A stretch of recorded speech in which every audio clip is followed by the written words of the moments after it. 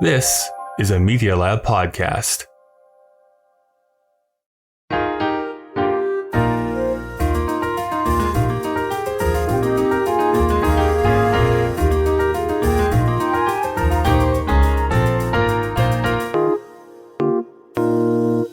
Welcome to Putting It Together, the podcast that goes through the entire body of work of Stephen Sondheim, show by show and song by song. My name is Kyle Marshall, your self-described Sondheim expert. Well, you do have to suffer through just me here today. No guest this week. And I guess if that wasn't obvious, then today I should just let you know it's a bit of a departure. We're going to talk about the cut songs from Pacific Overtures. By my count, there are only 3, at least that's all that are included in the book Finishing the Hat, written by Sondheim. And there are a bunch of reasons why you would cut a song. Maybe it doesn't fit into the story, slows things down, there's a better song to replace it with. What's interesting about these 3 songs from Pacific Overtures is that 2 of them were reworked into different songs, and the other was basically a first draft of something that was a better fit ultimately. So, I'm excited to get into that with you here in a bit. Before we start the show proper, I have a few news items that I want to go through. So first, as per my document that I have open in front of me here right now, the next main series will be about Sweeney Todd. And the first episode of that will start airing on December 22nd. So it's my Christmas gift to you. I'm so excited to delve into Sweeney, one of my all-time favorite musicals, Sondheim or not. In fact, I usually, at least once a year, block off some time so that I can listen to the full score from top to bottom. I just really, really love that show. We'll be also talking about it for quite a while, because unless something unforeseen happens, which in our world today isn't so out of the question, but per my plans, with 2 episodes placed in the middle for an intermission of sorts, we will then be airing the final Sweeney episode on, let me just double check this, yes, July 13th of 2022. So 2 days after my birthday, another gift from me to you. So we're going to be in it for a while, and I think there's so much to talk about. However, I'm sure what that does is spur a question in your mind. Why are we waiting until December to start talking about Sweeney? Well, part of the answer is that I could have decided to air 5 episodes in October and then paused for 6 weeks only to start it back up again. But I really didn't want to take that much of a break between the beginning part of the season and then the rest of it. So I thought, why not just start Sweeney in December and just run it for the next 7 months? Now that probably has another question pop into your head. Why would there be a 6-week break? Well, that brings us to the second thing. I'm inviting on a recurring guest, Christine Chen, to come and help me out with a little project. So the new West Side Story film, directed by Steven Spielberg, is finally coming out on December 10th of 2021, presumably at least. So what we're going to do together is return back to West Side Story for a 5-episode mini-season. We'll definitely talk about the lyrics again, but mostly analyze different performances of 5 specific songs throughout the years. West Side Story was the very first season that I did, and if you go and listen to them now, things were a lot different back then. I didn't really include any of the music in those first shows, which I'll now do. And hopefully the new movie soundtrack will be out by then, and we can discuss some of those performances as well. And then, of course, I'll have somebody on to talk about the new movie when it gets released. Now, that also leaves open a few weeks of time between the end of September and the beginning of November. And so that brings us to our third and last thing.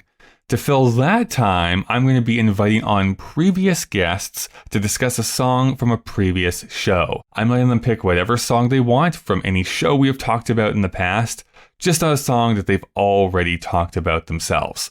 So think of it as a mini-series redux, songs we've already talked about, but from a different perspective. We have a couple of episodes left before we get there, but that's essentially what to expect for the next 3 months of 2021, and then the first 7 months of 2022. Super excited to share it with all of you. Now, before we get to the songs, I'm going to insert the ad copy part here, and then we'll just jump into the 3 songs that were cut from Pacific Overtures.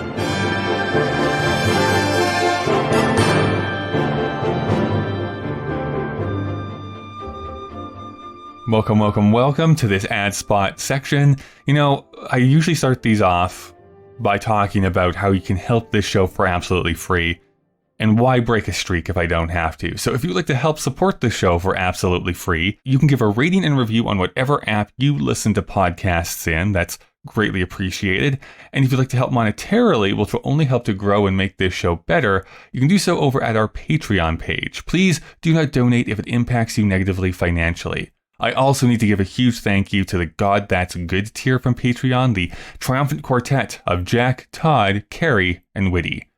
Putting Together is also a proud member of the Alberta Podcast Network, locally grown, community supported. The Alberta Podcast Network promotes and supports Alberta-made podcasts and connects their audiences with Alberta-based businesses and organizations. This episode of Putting It Together is brought to you by YEG Podfest, presented by Edmonton Community Foundation in partnership with the Alberta Podcast Network and LitFest, Canada's non-fiction festival. Running October 1st through 3rd, YEG Podfest will be held all online this year, so anyone can tune in to experience it. Events include masterclasses with professional podcasters, panel discussions, feature interviews, and more. Some of APN's member shows will be there too, so join us for the virtual party from October 1st through 3rd. To check out the full lineup and get tickets, head on over to yegpodfest.ca. That's YEGpodfest.ca. This week we're also brought to you by Pod Power. With Pod Power, our sponsors are making it possible for us to amplify the voices of Albertans and Alberta podcasters. This episode, Edmonton Community Foundation is helping us give a Pod Power shout out to Bookwomen. Bookwomen is a podcast about editing, publishing, and writing Indigenous stories. 3 Métis librarians representing nations from across the homeland aim to inspire Indigenous peoples to share their stories in whatever form that they enjoy.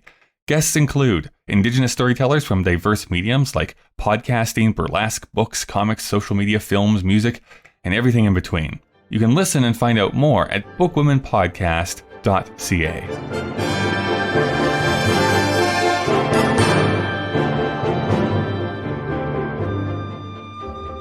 I probably should have pointed out at the very beginning that this is going to be a shorter episode, or at least I envision this to be a pretty short episode. But these are the 3 songs that were cut from Pacific Overtures. The first is a song called We Float, the second is called Prayer, and then the last one was the quote-unquote original version of Chrysanthemum Tea. This is what Sondheim writes about We Float. I wanted to begin the score with a topic sentence rather than a personalized statement, partly to establish the reciter as a teacher/guide, but also to suggest the dry objectivity of the Japanese approach to the world. Hal, that's Hal Prince, Hal was uncomfortable with my setting the tone at the top of the opening number, just as he had been with the sour tone of Happily Ever After, the closing number in Company, and once again persuaded me to change it. In the case of Company, I think he was right. In this case, I should have stuck to my guns. So I think we talked about this in the advantages of floating in the middle of the sea, that Sondheim really enjoyed this first version better. But I guess you can be the judge. The unfortunate part about this is that I don't know what this song actually sounds like. I don't know if it has basically the same melody or if it's completely different. So I'll just read the portion that is actually included in the book. The reciter was supposed to start up by saying, "Winds blow and waves break, and see, the island floats. Winds blow and waves break, and we float. Kings are burning somewhere, out there, not here, we float. Winds blow and towers go down, we float. Waves rise and centuries drown, we float. Gods are crumbling somewhere, machines are rumbling somewhere, not here, we float. We paint screens, there are screens, to provide pleasant scenes and to hide further screens. We paint screens which can slide, some have scenes 10 feet wide of screens. And we sit inside as the watches tick and trails are tried and the air is thick with doubt, not here, we float." Then the chorus comes in and goes, "Winds blow with fury, they pass, the island floats. Windows are paper, not glass, we float. Kings are burning somewhere, great wheels are turning somewhere." So the quick answer is I don't know. There's no way that I can conclusively let my opinion be known about what I think would work better, because I only know Pacific Overtures with the song that it currently opens up with. You can definitely tell that those were reworked and then made into the song that actually does open it up.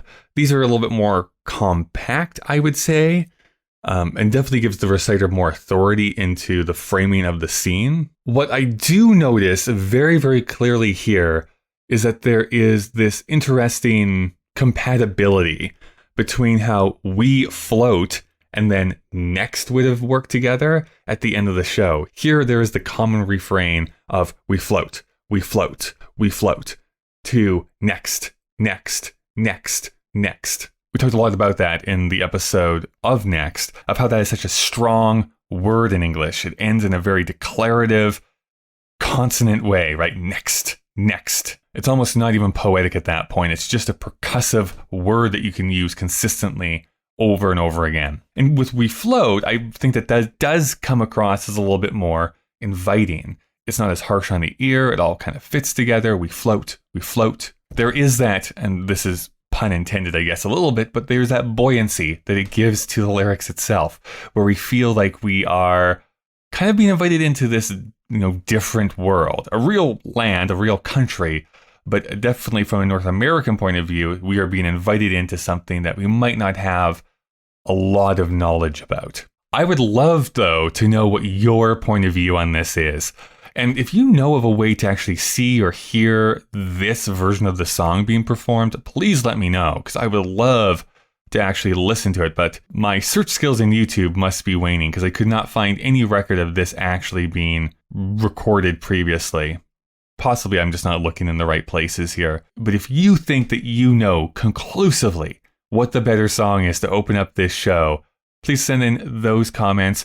You can hit me up on social media, but putting it together podcast@gmail.com is your best place. Now, Prayer is the second song that was cut from the show, and interestingly enough was the very first song that Sondheim wrote for Pacific Overtures.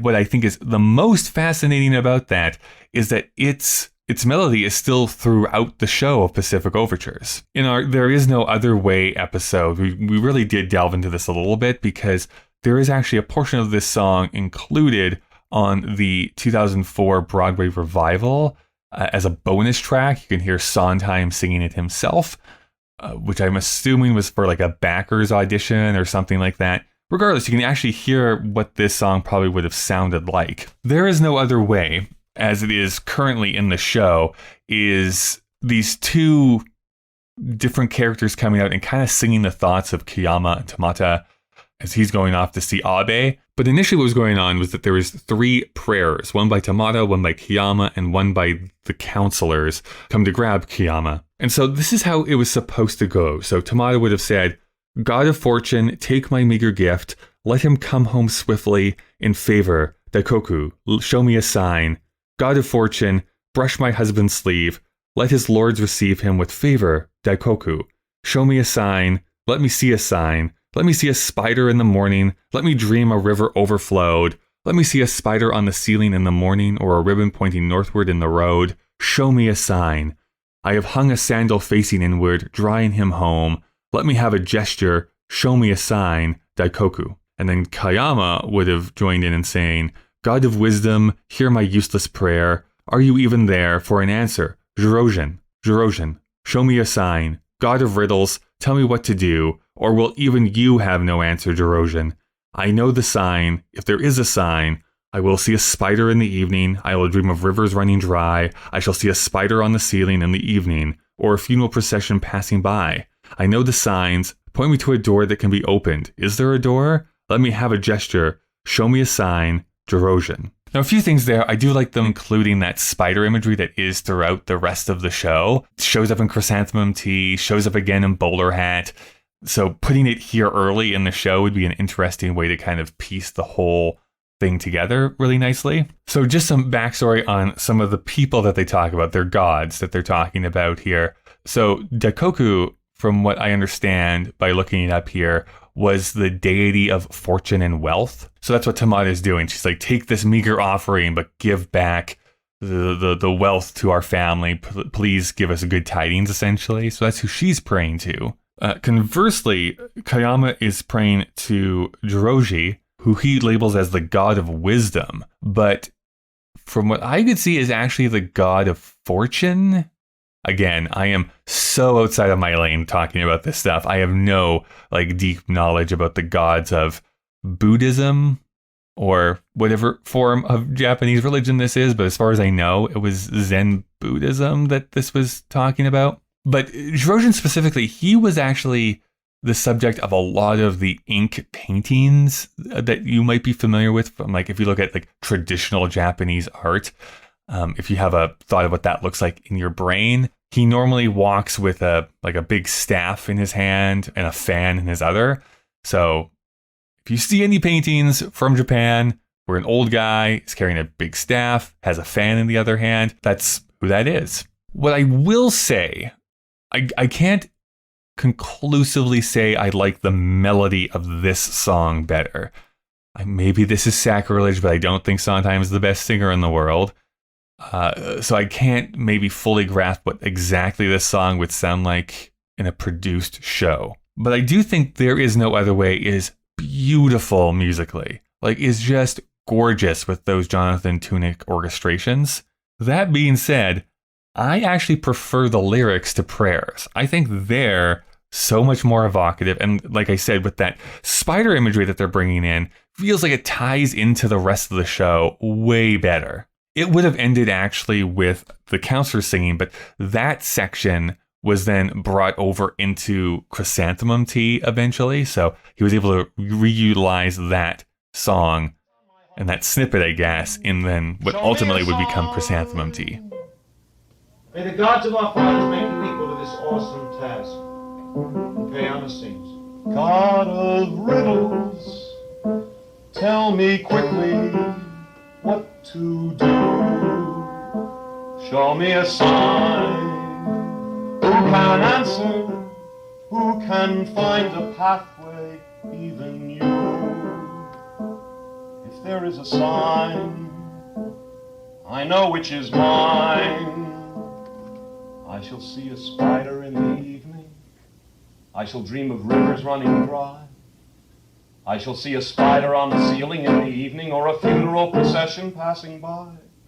I know the signs. Is there a direction?